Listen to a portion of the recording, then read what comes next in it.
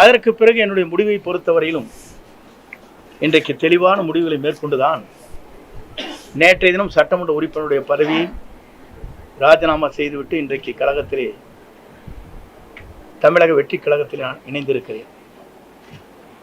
ஏன் இங்கே இணைந்தார்கள் என்ற ஒரு கேள்வி கூட கேட்கக்கூடும். இதற்கு காரணங்கள் இருக்கிறது. இன்று திமுக வேறல்ல, அண்ணா திமுக வேறு என்பது அல்ல, உங்களுக்கு தெரியாத ஒன்றல்ல. இரண்டும் ஒன்றாக இணைந்துதான் பயணங்களை மேற்கொண்டு வருகிறார் என்பதை நாடறிந்து கொண்ட ஒன்றாக இருக்கிறது. இதை ஊடக நண்பர்களுக்கு நன்றாக தெரியும்.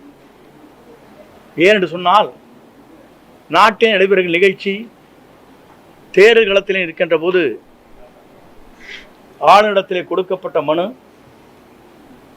அதற்கு பிறகு நாங்கள் என்ன நடவடிக்கை மேற்கொள்கிறோம் என்று சொன்னதோடு சரி, அதற்கு பிறகு அவங்களுடைய பயணங்கள் எப்படி இருக்கிறது, எப்படி நடைபெறுகிறது என்பதை பத்திரிகை நண்பர்களுக்கோ மக்களுக்கோ நான் சொல்ல தேவையில்லை. ஆனால் என்னுடைய பயணத்தை பொறுத்தவரையிலும் ஒரு தூய்மையான ஆட்சி தமிழகத்திலே மலர்வதற்கு வெற்றி கழகம், இன்றைக்கு தமிழக வெற்றி கழகம்